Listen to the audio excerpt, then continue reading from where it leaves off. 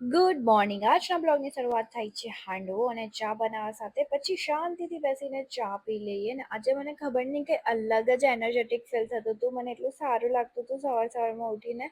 એટલે મસ્ત નાસ્તો બી મળી ગયો હતો. પણ ચા પીતા પીતા મેં બાલ્કનીમાંથી વ્યૂ જોતી હતી ને મને કંઈ આવું દેખાયું છે. પણ છોડો, ફટાફટ રૂમ ક્લીન કરી અને નાઈને આવી પછી મને ખબર પડી કે મારા હેર આટલા ઓઇલી છે. જો મેં કાલે જ હેર વોશ કરેલા હતા, પણ ખબર નહીં મારા હેર કેવા ટાઈપના છે.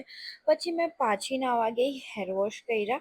એટલી જ વારમાં મને ખાવાનો ટાઈમ થઈ ગયો હતો, તો મેં જમી લીધું રીંગણ બટાકાનું શાક, હાંડવો, રોટલી. શાંતિથી બેસીને લંચ કમ્પ્લીટ કર્યો અને જોયું તો બી મારા હેર એટલા ભીના જ હતા. તો મેં કીધું ચલ હવે જ્યારે રીલ્સ બનાવવાની છે તો બ્લો ડ્રાય કરી દો. પણ બ્લો ડ્રાય બી મારી આજે બરાબર નહીં થયું અને મારા હેર એટલા જ ભીના લાગતા હતા. તો એટલી વારમાં મારા ઘરે મેડ આવી ગઈ હતી પોતું મારવા માટે. તો એટલા માટે બ્રેક લેવાનો હતો, તો મેં કેરી ખાઈ લીધી. પછી મેં મારી રીલ્સ બનાવવા લાગી. યાર થોડાક ટાઈમ પહેલાં મને પીઆરમાં સ્ક્રબ આવેલું હતું. સાચે એટલું સારું છે, બધી ડેડ સ્કિન નીકાળી નાખે છે. એકવાર જરૂરથી ટ્રાય કરજો.